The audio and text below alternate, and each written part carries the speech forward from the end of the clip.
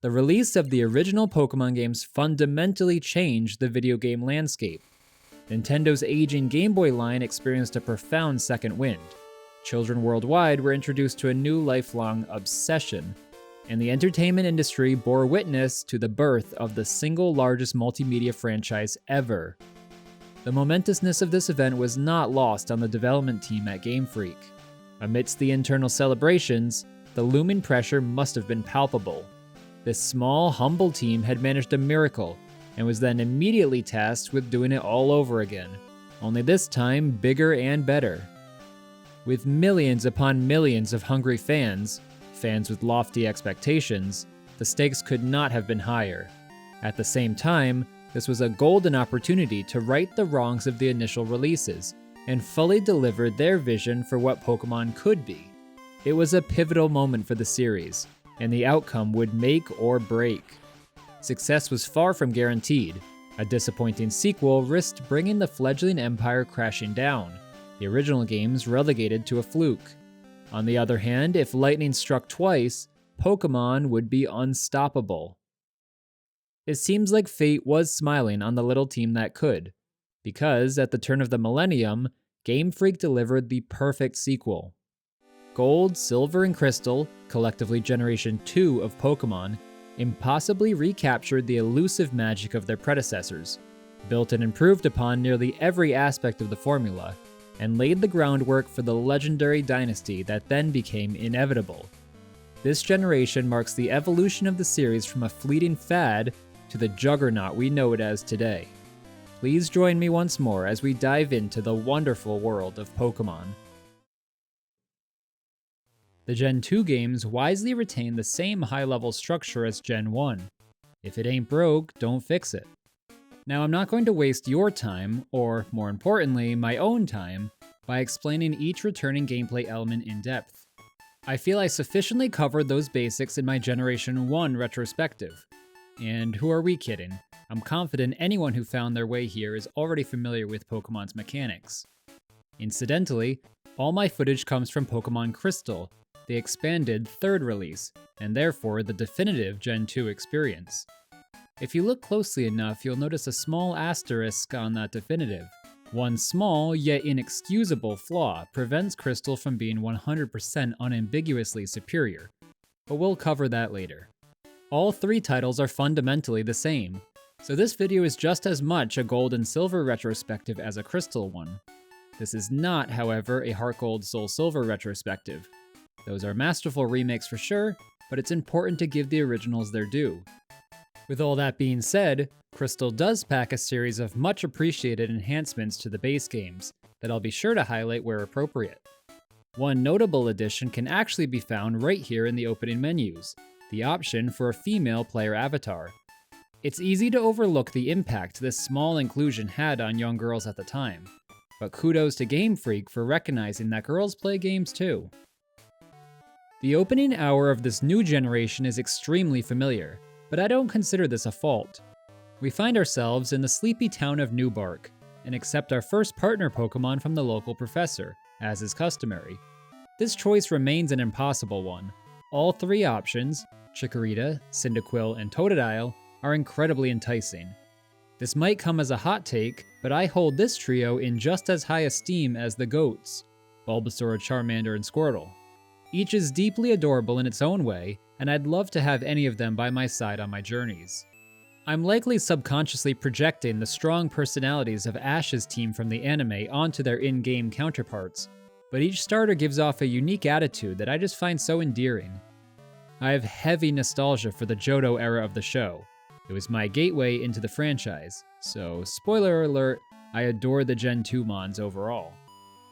While these starter base forms are as strong as the iconic Gen 1 set in my eyes, I do admit the evolutions dropped the ball a bit, especially with the Chikorita and Totodile lines.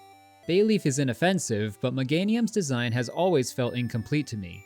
The headleaf is sorely missed.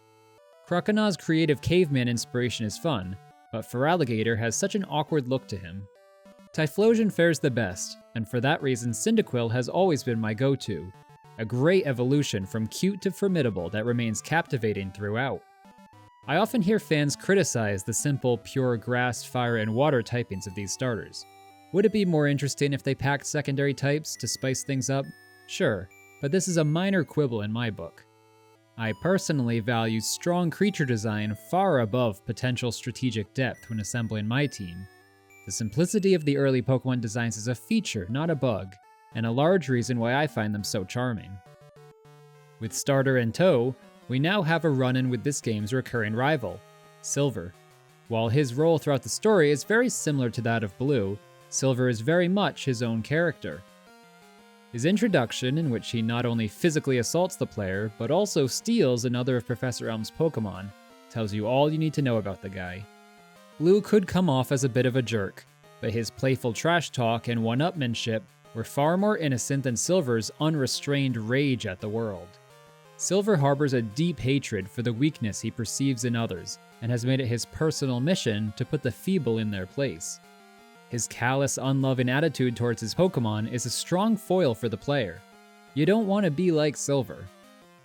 However, after facing numerous losses at the player's hands, not to mention a one-on-one therapy session with the legendary Pokemon Master Lance himself, there are hints of character growth. This culminates in a newly formed bond of friendship with his team, evidenced by his Golbat finally evolving into Crobat. Not to brag, but my Crobat was already fully evolved by the halfway point of the game. We all mature at our own pace. What matters is that we get there eventually. With all the pieces in place, it's time to venture into the unknown and begin exploring the wonders of Johto. The true expression of the region is obviously somewhat hampered by the Game Boy Color's hardware limitations, but the best Pokemon theme song hit the nail on the head. It's a whole new world with a brand new attitude. Generation 1's Kanto was inspired by real-world Japan's Kanto region, go figure, home to bustling urban centers like Tokyo. In contrast, Gen 2's Johto draws from the neighboring Kansai region, known as Japan's historic and cultural heart. I had the pleasure of visiting Japan a few years back, and I fell in love with the slower, more relaxed pace of this traditional side of the country. That experience deepened my appreciation for Johto, as it beautifully captures the charm of rural Japan. Our expedition through Johto's towns and routes feels almost leisurely, with very little plot impetus pushing us forward. This may fly in the face of objective game design guidelines, but I relish just soaking in the atmosphere without the pressure of saving the world. Remnants of Team Rocket do remain, but the evil team has fallen into disarray after the disappearance of their leader. Interactions with them are slight, stopping their schemes in Slowpoke Well and the Lake of Rage, and culminating with a brief confrontation at the radio tower. In the absence of a strong central narrative, the significance of world building becomes even more pronounced. Consider the Ruins of Alph, a completely optional puzzle area that raises intriguing questions about the history of this world. What caused these unknown to appear, and what is their purpose? I particularly enjoyed the gameplay segment where the player must deliver medicine to Amphi, the Ampharos that illuminated the Olivine Lighthouse until it fell ill. Although the symbiotic trade relationship between Olivine and the isolated island settlement of Cyanwood is never explicitly detailed, this episode organically enriches the depth of Johto's lore. Even minor details like the unassuming shrine in the heart of Ilex Forest, built for a mythical forest guardian, significantly expand the world. From Sprout Tower in Violet City to the Dragon Den in Blackthorn City, each corner of the map boasts its own legends and patron deities, the most prominent of which is the tale of the Brass and Tin Towers in Ekritique. According to legend, these two towers were built 700 years ago to celebrate human-Pokemon coexistence, and to house the legendary Pokemon Ho-Oh and Lugia. Peace reigned for many years until lightning struck the Brass Tower, igniting a great fire. Once a beacon of hope, the Brass Tower burned to the ground and henceforth became known as the Burnt Tower. Tragically, 3 Pokemon perished in the flames, but Ho-Oh descended to revive them before vanishing as violence erupted in the city. Neither Ho-Oh nor Lugia have been seen since, but whispers persist that the legendary duo will one day reappear for a human of pure heart. Stories like these make the simple sprite-based world come to life in the minds of players. This was clearly a very intentional effect the designers aimed to achieve. Many new mechanics seem tailor-made to make the world feel more alive. The multifaceted Pokegear phone and radio features may be underdeveloped, but represent an admirable attempt to create a more immersive, lived-in world. NPCs will frequently call you to offer rare items or valuable advice, challenge you to a rematch, or simply make small talk about their Rattata's exploits. The radio function, meanwhile, can tune into a handful of radio programs, ranging from trivia to lottery. They may not be something you use often, but all of these small interactions with the game world accumulate to enhance the overall experience. There is one massive inclusion that serves to immerse the player more than anything else. I'm of course referring to the real-time clock mechanic. I can't help but rave about this feature, and am extremely impressed by how well it's integrated. Each gold, silver, or crystal game cartridge packs a tiny watch battery inside, capable of tracking the passage of time even when the game is not powered on. This additional power draw had the unfortunate side effect of hastening the rate at which these cartridges died out. Sadly, many players have had to come to terms with the loss of their cherished childhood Pokémon. However, as this is an unavoidable hardware reality, we'll ignore this aspect of the clock feature and just focus on the game design innovations the clock affords. On the most basic level, the Game Boy Color's display is put to work in depicting the subtle environmental changes between morning, day, and night. This visual indicator is not just for show, it has significant gameplay implications. Wild Pokémon encounter rates vary between the 3 periods of the day. Hoot Hoot, the owl Pokémon, is a common encounter in tall grass during the nighttime hours, but sleeps in trees during the morning and day. Sunkern, true to its name, can only ever be found when the sun is up. Most time-dependent encounters are intelligently configured to match Pokémon biology, which helps make them feel like independent creatures with their own schedules, rather than mere chunks of code. This leads to fun surprises where you can retread the same routes multiple times and make different Pokémon discoveries with each pass. The clock also enables real-time growth of berries and waiting periods for Kurt to complete his work on specialty Pokeballs. Certain in-game events only occur on specific days of the week. For example, the bug catching contest, a poor man's Safari Zone, only occurs on Tuesdays, Thursdays, and Sundays. If Cool Trainer Nick once again foils your attempt at a Sunstone, you'll have to wait a few days to try again. If this blackout period wasn't enforced, the bug catching contest would likely be grinded out in a single play session, and once the needed prizes are won, would be promptly forgotten. Instead, I was looking forward to another attempt throughout my entire playthrough. It became an event to anticipate. Valuable items like the Moonstone are available in infinite quantities, but you'll have to wait for Monday to come around each time one is desired. There are convoluted methods to exploit the clock and skip the waiting periods, but I'd encourage players to play organically. Much like Animal Crossing After It, the intent behind all these scheduled events is to keep the player eager to jump back in for at least a short burst each day. I find this style of play very satisfying. Even powering on just to harvest a few berries and collect Kurt's Ball of the Day was rewarding, allowing me to make small progress and check in on my team. It was refreshingly enjoyable to intentionally break from my usual schedule to accomplish a special goal. I almost never play games first thing in the morning, but one day I chose to wake up early before a dentist appointment, just to attempt to catch the elusive Phanpy, which has a 5% encounter rate in an early game route only until 10 AM. I ended up using this Phanpy in my team, and every time I used him I remembered that experience of hunting as the sun rose, still all cozy in my bed. The real-time clock is deeply ingrained in the entire design DNA, and masterfully encourages players to engage with the game world on a deeper level than they otherwise would. The path we trod through Johto may not be as clever as the unexpected complexity behind Kanto's progression, but the streamlining isn't without its own benefits. Johto ultimately remains a joy to explore. From New Bark Town, we head west through the introductory Cherry Grove and Violet cities. From Violet, a mysterious tree, functioning similarly to Snorlax in Kanto, blocks access to the northern routes, forcing the player to progress south. After looping through Azalea and the Goldenrod Megacity, that roadblock is revealed to be the new Pokemon Sudowoodo, and access to the northern routes is restored. Players are finally able to reach Ecruteak, where they are given HM Surf, an invaluable tool for fully uncovering the secrets of Johto. I appreciate how that loop in the center of the map offers players an easy way to return to early game routes just as a myriad of optional areas opens up. Other than these instances of backtracking, progress has thus far been completely linear. However, the fork at Ecruteak empowers players to blaze their own trail.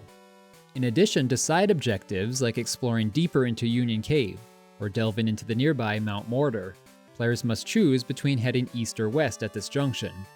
To the east lies Mahogany Town, and major story events at the Lake of Rage. Meanwhile, the west houses Olivine and Scionwood. HM Fly is granted to the player in Scionwood, timed perfectly to avoid an arduous return journey from the very edge of Johto. This freeform progression also allows players to determine the order of the 5th, 6th, and 7th gyms. This choice admittedly does create a flat level curve for these 3 gyms, where the 7th is a total pushover, but I consider the trade-off worthwhile. Once both paths are cleared and 7 badges are obtained, an inelegant roadblock is lifted, and access to Blackthorn is granted. From here, it's a straight shot south back to our little hometown, where the Elite Four can be found to the east through Tojo Falls. Again, Kanto's scattered roadmap is objectively more interesting, but Johto still has a fair amount of choice, and I appreciate the streamlined backtracking that it provides. Arriving at a new town is always cause for excitement. Each location offers unique attractions to discover. In addition, interactions with new NPCs carry the potential for novel rewards, or at least interesting dialogue. However, the true focal point of each new town is undoubtedly the local gym. As is tradition, 8 gym badges are required before one can challenge the Elite Four. Unfortunately, I find the gym leader roster in this iteration to be largely underwhelming. The iconic leaders of Kanto, such as Lieutenant Surge, Koga, Sabrina, Blaine, and Giovanni, present a tough act for Johto to follow. There's no getting around the fact that the new face is just pale in comparison. Faulkner and Bugsy are so forgettable I literally googled a list of gym leaders just now in order to remember them for this sentence. Chuck and Claire feel like redundant imitations of the Fighting Dojo Master and Lance respectively. That's 4 of the 8 gym leaders already proving disappointing, but fortunately a few standout characters partially redeem the overall lineup. Whitney's normal-type gym, headlined by her notoriously oppressive Miltank, presents the first genuine challenge of Johto, and I appreciate her team's color coordination. Her simple outfit and overall design are fitting for a normal-type gym, and effectively convey her youthful character. Although too many of Johto's gym leaders are depicted as literal children, in Whitney's case this characterization is fitting. Her tantrum upon losing never fails to elicit a chuckle from me, and is memorable as an isolated event that sets her apart from the more mature leaders.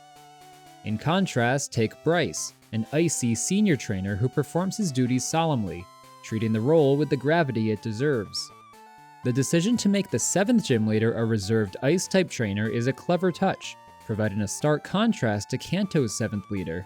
Blaine might be equally geriatric, but as a boisterous fire-type master, he's Bryce's polar opposite. If I were to pick one gym leader as my favorite, I'm going with Jasmine. This demure girl plays so far against my expectations for a steel-type gym leader that I've got no choice but to stan. Although her Steelix's bark is worse than its bite, the juxtaposition of the massive creature with Jasmine's unassuming demeanor creates a compelling dynamic. Her case is only strengthened by the novelty inherent in the steel type, a brand new addition to the type chart. Moreover, as Amphie's caretaker, Jasmine's role extends beyond the gym challenge, providing players with a broader understanding of her place within the Olivine community. While I have no strong opinion on Morty's character design, he perfectly represents how uninspired most gym leader teams are. So, what is Morty packing, you ask? 1 Ghastly, 2 Haunters, and a Gengar Ace. Are you kidding me? As Agatha already established in Generation 1, ghost types are scarce in these early games. Even so, Morty's team seems intentionally lazy when Misdreavus, the only other ghost type, is left on the sidelines. Faulkner's team is also pulled from only one evolution family, but he is the first gym leader, so maybe we can cut him some slack. Oh, what's this? His team is exclusively pulled from the Pidgey line, a common encounter from the very first route in series history? Why not highlight Johto's own regional birds, Hoot Hoot and Noctowl? It's just baffling. Red, Blue, and Yellow also suffered from these boring teams, but I don't understand how this issue remains. With the gift of hindsight and an expanded roster of Pokémon, this is honestly unacceptable. To be fair, many lessons were learned from the blunders of the Generation 1 games. Anyone who's returned to these games today can attest to the difficulty in finding the fun amidst all the frustration. At their second at-bat, GameFreak made significant strides in making the act of play more enjoyable. Sweeping quality of life improvements polished the moment-to-moment gameplay considerably. Small changes, like using HMs directly from the overworld without navigating menus, are now things we take for granted. The bag has undergone an extensive revamp, with inventory now automatically categorized. Pokeballs, TMs, and key items are separated into their own pockets. This not only speeds up inventory management, but also all but eliminates any concerns about bag size limits. Previously, every single unique item counted against a 20-slot limit. Once that ceiling was reached, items must either be tossed or transferred to the PC's item storage system, which itself was capped at 50 items. For obvious reasons, this system invariably bred frustration. A full TM list alone would max out the PC's storage. Even the stingiest players would frequently be forced to throw away valuable items for new acquisitions when out in the field. In Gold, Silver, and Crystal, the 20-slot limit still exists in the general item pocket, but feels infinitely more spacious when TMs, balls, and key items don't factor into that count. As long as you are diligent about storing your excess apricorns and berries in the PC, the bag size is rarely an issue. Now, why couldn't that same attention be paid to the atrocious Pokémon storage system? Even the simplest actions remain so cumbersome. The Generation 1 games were positively infested with bugs that constantly intruded upon the intended play experience.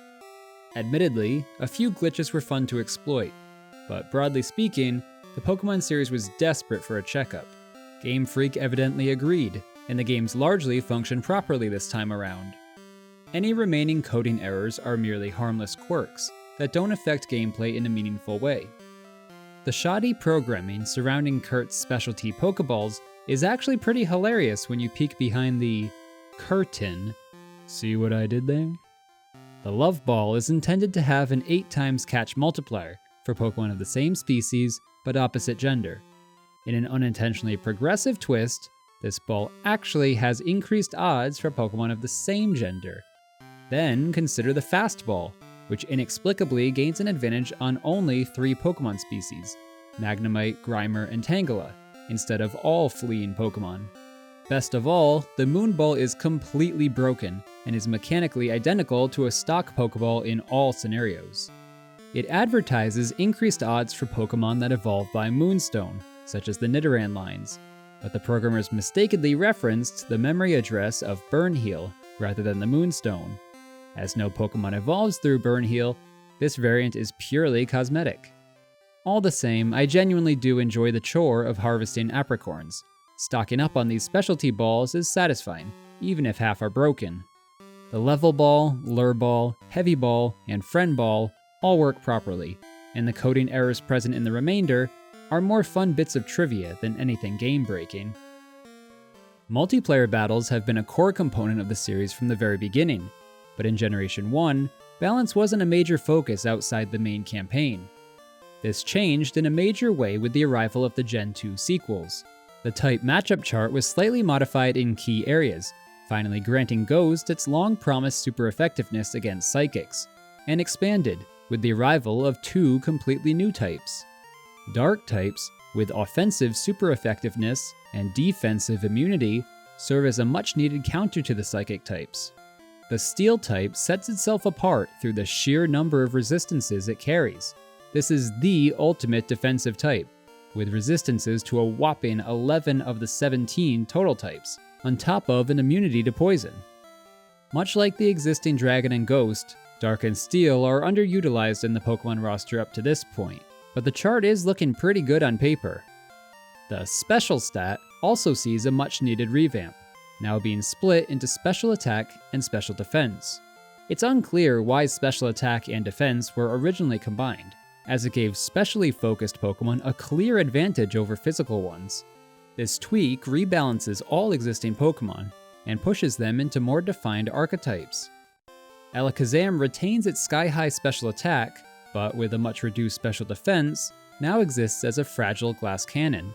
Snorlax, on the other hand, now acts as a special wall, with excellent special defense and mediocre special attack. Along with leveling the playing field, this generation also introduced competitive players to the added complexity of held items. Each type received a damage boosting item, and Pokemon can equip status healing berries for each effect, but this is just the tip of the iceberg.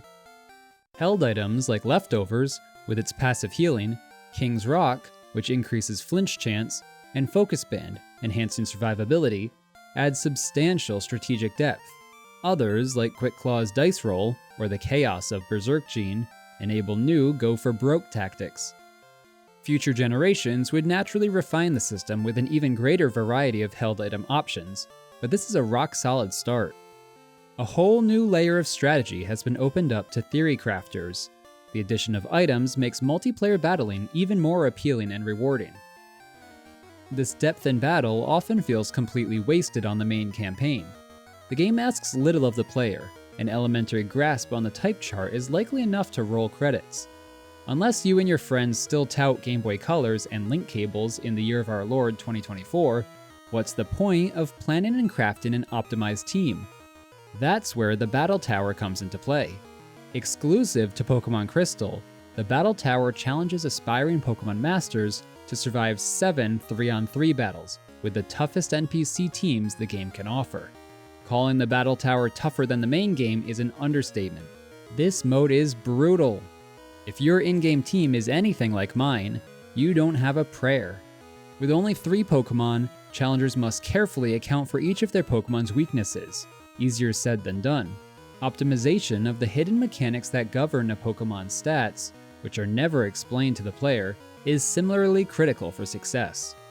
All but the most skilled and determined players will inevitably find the Battle Tower too punishing, but that shouldn't lessen its importance in offering an introduction and alternative to the PvP battling scene.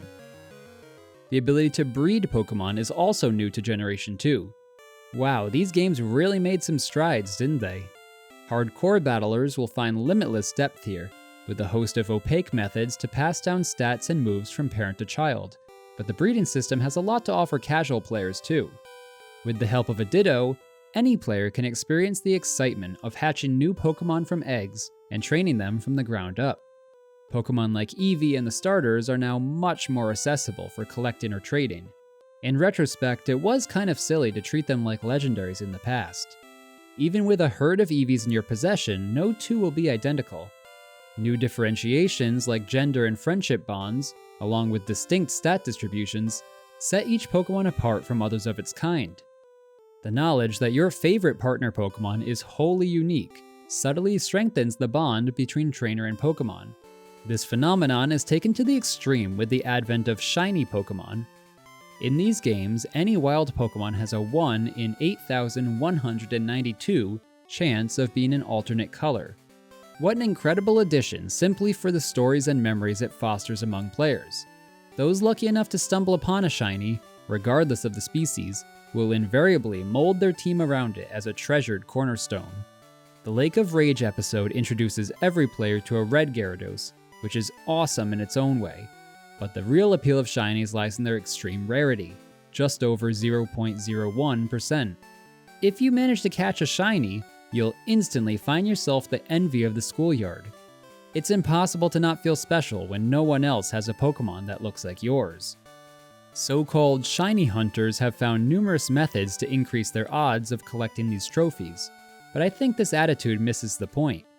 Players are absolutely welcome to enjoy Pokemon however they like, but shinies are most memorable when they're a serendipitous encounter. Somehow we're 29 minutes and 11 seconds into our time together, and I've continually managed to dance around the cast of new Pokemon these games introduce. The primary appeal of new Pokemon games is, and always will be, the introduction of a fresh set of Pokemon, so let's rectify that pronto. The 100 additions are treated as just that, additions to the existing 151 Pokemon roster. I really like this approach. The newcomers mesh seamlessly with the veterans, and they all feel like one big cohesive group. Many of the Johto Mons likely originated from the same early brainstorming sessions that gave us those original 151, and all retain that same clean, less is more design language that makes the early Pokemon so appealing. I've already praised the starters, now indulge me as I gush about the cross-generation evolutions. New evolutions breathe life into old underappreciated favorites, not to mention further unifying the group. Golbat wasn't a very popular choice in red, blue, and yellow, but Crobat brings the line to a much more satisfying conclusion. The sleek look of its compact body, now dwarfed by 4 oversized wings, coupled with a new paint job, was all it took for a filler Pokemon to graduate to a must-have for my team. Similarly, Kingdra offers a logical progression for the Horsea line, without which the line feels incomplete. Dragons are still intentionally kept in short supply. Kingdra is actually the only non-Dragonite dragon type at this point in the series. I appreciate how he moves in a completely different direction for what it means to be a dragon, and gives Claire something to set herself apart from Lance. Dragons of the sea versus dragons of the air. I've always been fond of Scyther's striking design, but terrible typing and a shallow move pool severely limited his usability. Caesar, despite having the exact same base stat total, is far more viable thanks to its new steel subtype. And I mean, come on, it may be a shallow evaluation, but Caesar just looks awesome and really speaks to my inner child. Umbreon and Espeon are both excellent additions to the growing Eevee family. I love that this gimmick of split evolutions continues to expand. I'd probably feel a bit differently if breeding wasn't a thing. I'm eternally grateful that I'm never asked to choose just one of the 5 evolutions. With breeding, you can get them all. The other split evolutions are less exciting to me. I just didn't feel like the Oddish, Poliwag, or Slowpoke lines demanded expansion. Blossom and Politoed don't mesh with the other members of their evolutionary families at all, and Slowking comes off as a goofy what-if alternative to the far superior Slowbro. Steelix, Blissey, and Porygon 2 are worth mentioning for completion's sake, but their evolutions simply improve upon their base forms without accomplishing anything especially groundbreaking. Steelix does look raw as heck though, can't hate on that. Even if some of these evolutions don't hit as strongly as others, I just want to reiterate how much I adore this concept of introducing new, stronger forms for underused existing Pokemon. New pre-evolutions though? I don't see what the baby Pokemon accomplish other than tutorializing breeding to the player through the odd egg. With a crucial exception for my sweet baby boy, Elekid, I don't even find them particularly cute. Igglybuff, Magby, and Smoochum are outright ugly in my eyes, while Cleffa and Pichu are too similar to their base forms to really stand out. Tyrogue is a special case because he unites the previously independent Hitmonchan and Hitmonlee, as well as the new Hitmontop. He actually accomplishes something interesting. The rest add nothing meaningful, and exist only to pad the Pokedex. Again, and I can't stress this enough, with the exception of our beloved Elekid. He's so cute. The new legendaries are solid, but don't have the same impact as Mew or Mewtwo did in the previous games. Lugia and Ho-Oh complement each other well, and are nicely integrated into the story without dominating the plot. The artists demonstrated restraint in keeping the designs clean and focused without unnecessary distractions. They both possess a distinct regal quality. In a head-to-head comparison, Lugia is the clear victor for me. The dragon-like features give him a massive leg up on Moltres 2.0. I love the dorsal fins and those big meaty hands at the end of his wings. Speaking of, the 3 legendary beasts are a clear parallel to the legendary bird trio. Canonically, Lugia commands the birds, and Ho-Oh oversees the beasts. Hopefully you recall that intriguing lore with their past at the Burnt Tower. In-game, however, it's difficult to appreciate their designs. These Pokemon are elusive to a fault. They randomly roam about the map, appearing unexpectedly in place of normal encounters. Even after the ability to track their whereabouts is unlocked, it's still an exercise in frustration to actually meet them in battle. Sadly, this is just the tip of the iceberg. Unless the player takes immediate action to trap or otherwise incapacitate the beasts, They will flee from the battle on the very first turn. If that's not bad enough, all three also know the move Roar, which can end the battle even after a trapping move was used. For any shred of hope in capturing Raikou, Entei, or Suicune, players require a custom moveset designed specifically to counter these escape attempts, and must grind encounters until luck is on their side. Repeating this process 3 times is truly maddening. Of course, I'm too stubborn to leave the beasts alone, but this whole process makes me want to tear my hair out. Suicune is randomly selected to serve more of a lead role in Crystal version's story. This is awkwardly implemented and sort of ham-fisted, but at least that reduces the roaming count to 2. For the curious, I rank them worst to best: Raikou, Suicune, and then Entei. By the way, that third Pokemon movie? Busted. So good. Our final legendary is Celebi, the first in a long line of Mew knockoffs. These mythical Pokemon all share an evenly distributed base stat total of 600, but collectively failed to live up to the original mythical. Like Mew, Celebi was exclusive to a real-world event, but this time with an even more limited distribution. If I'm not mistaken, Celebi was never even released in the US, only being obtainable through trading, or more commonly, cheats and exploits. The Celebi event is better incorporated into the game than the Mew one was, because Celebi was always planned for release, whereas Mew was a last-minute addition. Of course, this doesn't matter to the millions of players that never got a chance to experience it. I acknowledge this is the nostalgia speaking, but many of my all-time favorite Pokemon originate in Johto. My in-game team was assembled from the most viable options in that shortlist, and I was really happy with how it turned out. Typhlosion obviously packed the firepower for my team, but also sported helpful coverage moves like Thunder Punch and Iron Tail. In addition to her flying duties, Crobat excelled as a speedy disruptor, with Toxic, Bite, and Giga Drain. Umbreon's bulk was indispensable, especially when paired with Moonlight for healing capabilities, and the combo of Feint Attack, Psychic, and Shadow Ball could chip down most opponents. Donphan may not be the strongest, but as my physical powerhouse with Earthquake, Rollout, and Strength, he earned his slot. Elephants have long been one of my favorite animals, thus Donphan has long been one of my favorite Pokemon. I just had to find room for him in my team. I've always considered his tire design to be a genius twist. Donphan rolling onto the stage in the first Pokemon movie, completely unannounced, is undoubtedly one of the most memorable Pokemon introductions ever. Quagsire is another all-time favorite. That derpy face just makes me smile.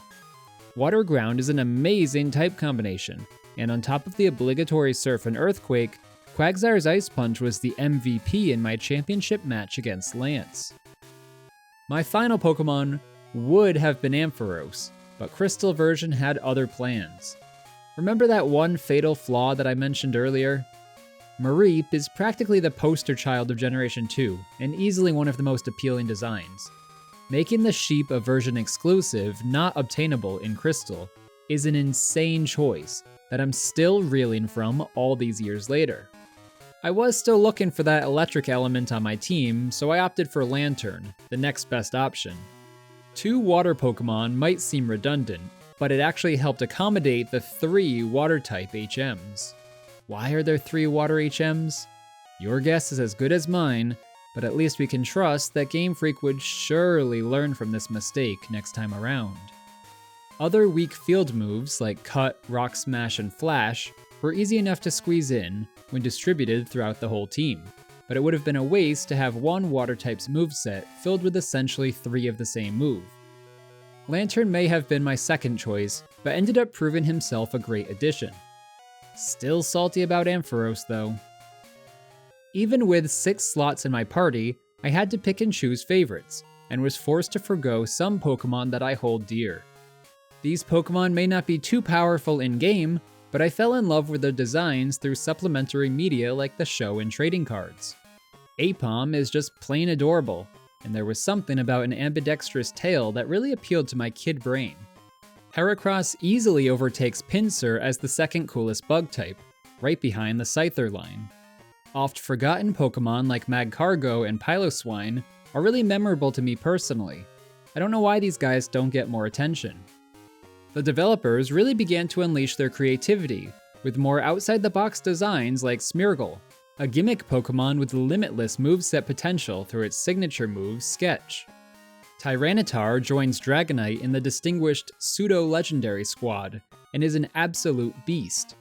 The Godzilla of Pokemon is incredibly intimidating and has the power to back up its fearsome design.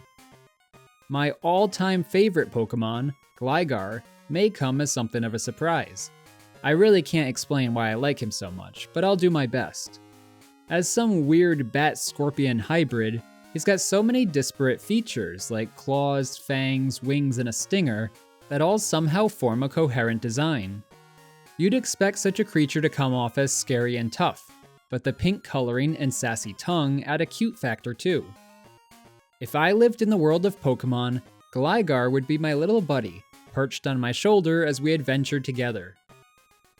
I indulged myself in putting together a personal tier list of all the Gen 2 fully evolved Pokemon, based on the appeal of their designs rather than their viability in battle. Apologies if I disrespected your faves. Feel free to make your case in the comments, I might just come around to them. That being said, I genuinely do love the bulk of these guys. But someone's gotta come in last place, and that someone is Sunflora. The art team hit it out of the park with these Pokemon designs, which makes it all the more baffling how hard the games work to keep them hidden. It honestly seems like GameFreak assumed players would prefer to see the trusty Kanto mainstays rather than make new favorites. Let's dig up that complaint about the gym leaders' lackluster teams again. What you see here is every single Pokemon used by the Johto gym leaders, half of which use exclusively Kanto Pokemon, and the other half utilize exactly one new Johto Pokemon. Even when there is a perfect opportunity to highlight a Johto Pokemon on these teams, Generation 2 actively avoids it. It makes no sense whatsoever. To be fair, marginal improvements can be found at the Indigo Plateau. Collectively, the Elite Four and Champion employ 23 unique Pokemon. 8 of these are new to Johto. This divides out to 35%, which is roughly in line with what you'd expect. The 100 newcomers make up approximately 40% of the 251 total Pokemon in existence. However, by the time you reach this point, it's a hollow victory. The damage is done, and the new Pokemon still feel sidelined throughout the majority of the game.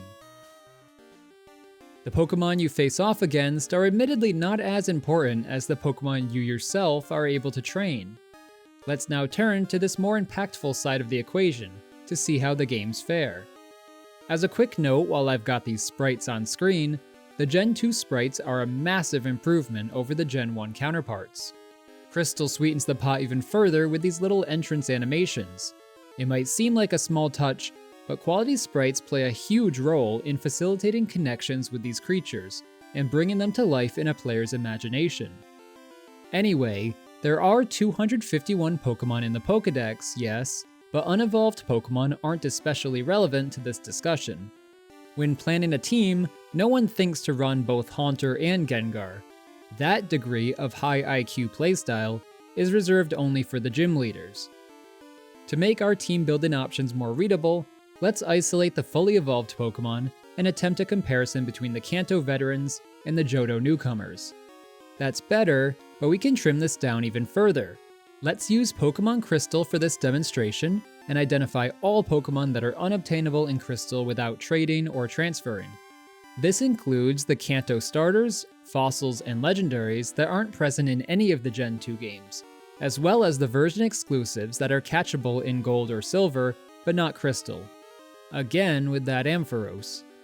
We can also mark 2 of the 3 Johto starters, because players can only select 1 per playthrough. I'll leave Typhlosion because I'm shamelessly biased. The Johto legendaries aren't really intended for an in-game playthrough, and are only catchable past the point where your team is near finalized. With that in mind, let's remove them from the list as well. In that spirit, let's also mark any species that is relegated to post-game only, aka Pokemon that cannot be obtained in Johto during the main gym progression.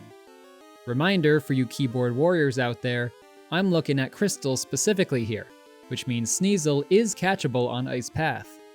In a futile attempt to save myself from the other know-it-alls out there, yes, I'm well aware of the 2% chance to get an early metal coat from wild Magnemite. And yes, the odd egg could hatch into the Pikachu, Electabuzz, or Magmar families. I acknowledge those fringe cases, but am intentionally ignoring them in the pursuit of the typical player experience. To summarize, here we have a complete list of all fully evolved Pokemon split between those that originated in Gen 1 and those that were introduced in Gen 2. The blue highlights are not catchable in-game at all. The yellows are legendaries, not a good option for an in-game team, and the purples are all other Pokemon that are post-game only. With a wave from my magic wand and a snap of my fingers, the riffraff vanishes. Now we're getting somewhere. I'll be the first to admit these results are surprising. They conflict with my own anecdotal perception.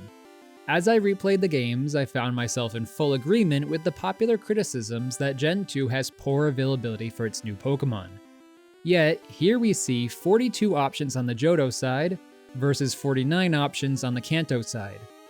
46% of the available Pokemon during the main game are new, which actually exceeds the proportional 40% that you'd expect. Like any good scientist, when presented with unexpected results, my first instinct is to dig in and hold on to my original hypothesis, regardless of what the data says. On paper, the Johto Pokemon seem to be fairly represented, but that doesn't align with our lived experience. After further consideration, I propose that the disconnect stems from the often obscure capture methods Gen 2 employs for its new Pokemon. It's nearly impossible to accurately quantify the impact that encounter rates and gimmick methods have on which Pokemon the typical player encounters. Sometimes it can feel like you are locked out from adding the newcomers to your team, but the reality is, you are given the key. Whether you use it or not is up to you. Rather than forcing these Pokemon upon players Zubat style, the game dangles them like a carrot on a stick, enticing players to fully engage with all of the new mechanics. To that end, completing the Pokedex is now an even more fulfilling prospect. I captured every single Pokemon I possibly could within the limits of my emulation setup, and it was a blast. This side quest brings all of the mechanics together into a glorious scavenger hunt that was extremely satisfying to work through. When hunting for a specific Pokemon, rarely is the solution as simple as walking through the tall grass on a particular route. Pokemon like Phanpy and Teddiursa can only be found in the morning. Conversely, Sneasel and Stantler are nocturnal. Lapras adds another layer, appearing exclusively on Fridays within a special cavern of Union Cave. Some Pokemon prefer the trees to the tall grass, and require the use of field move Headbutt to shake them loose. Pineco, as well as favorites like Aipom and Heracross, are exclusive to this method. If a player never once bothered to slam their head into a tree, that's 3 of the new Pokemon they would never have had a chance to attain. You can see how quickly team building options narrow if a player relies solely on tall grass. Exploring the wide variety of methods is essential. Baby Pokemon must be bred and hatched to be added to the dex. Several bug types can only be caught in the bug catching contest, and water types often require fishing. Porygon not only must be won from the game corner, but also requires the Sylph Company upgrade held item to evolve into Porygon 2.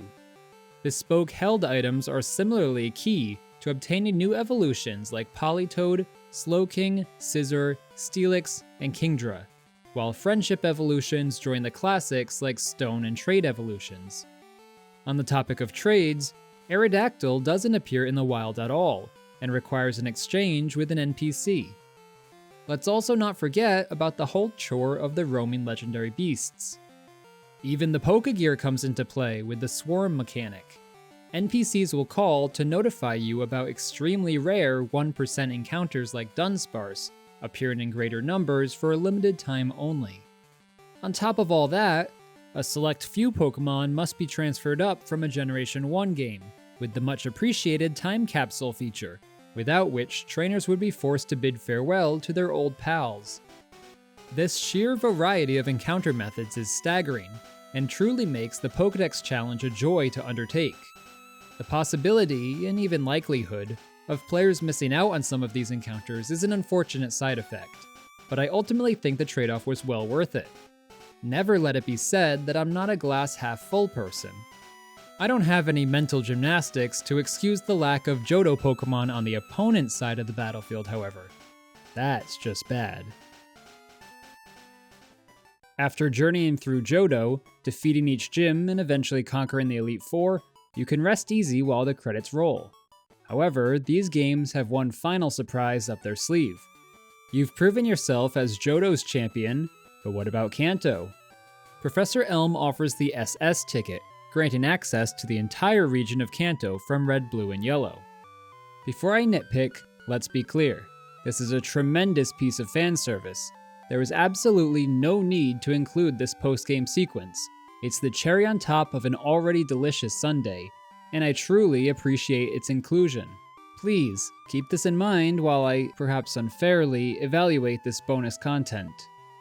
There's no shortage of nostalgia in revisiting these old stomping grounds, yet it's difficult to shake the feeling of disappointment at how hollow Kanto feels.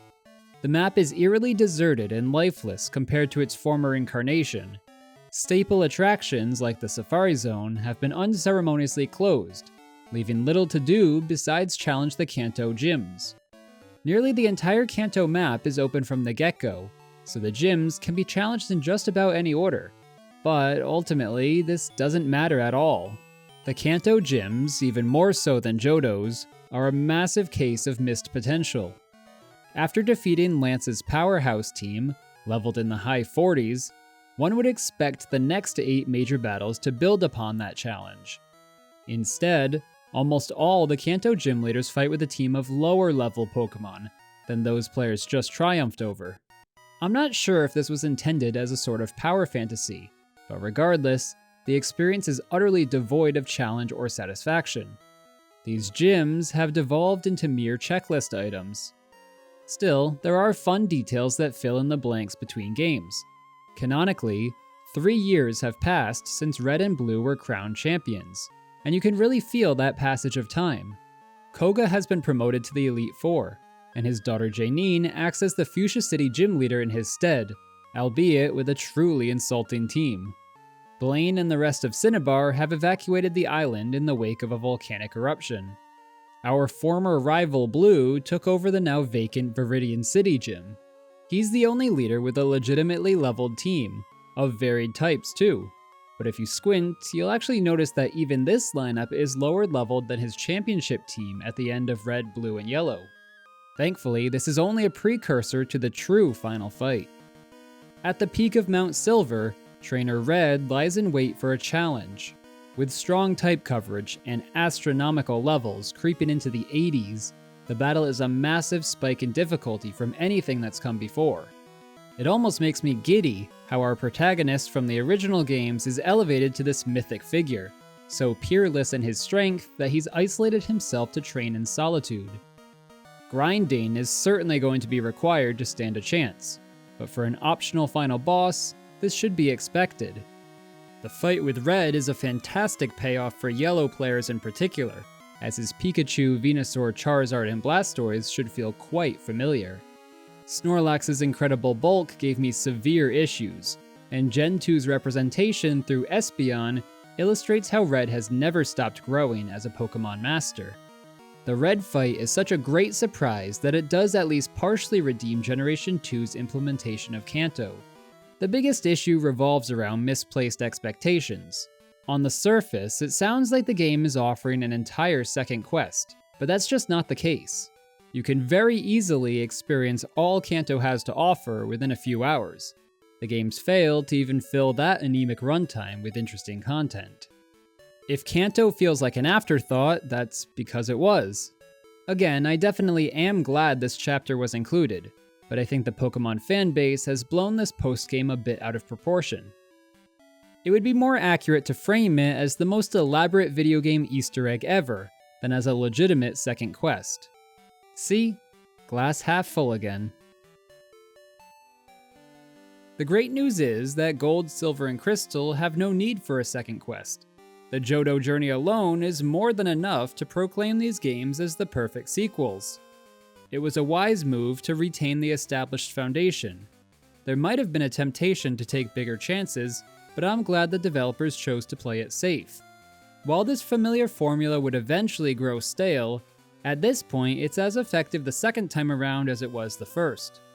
Those first Pokemon games were far from perfect, however, and GameFreak wasn't afraid to make the necessary changes.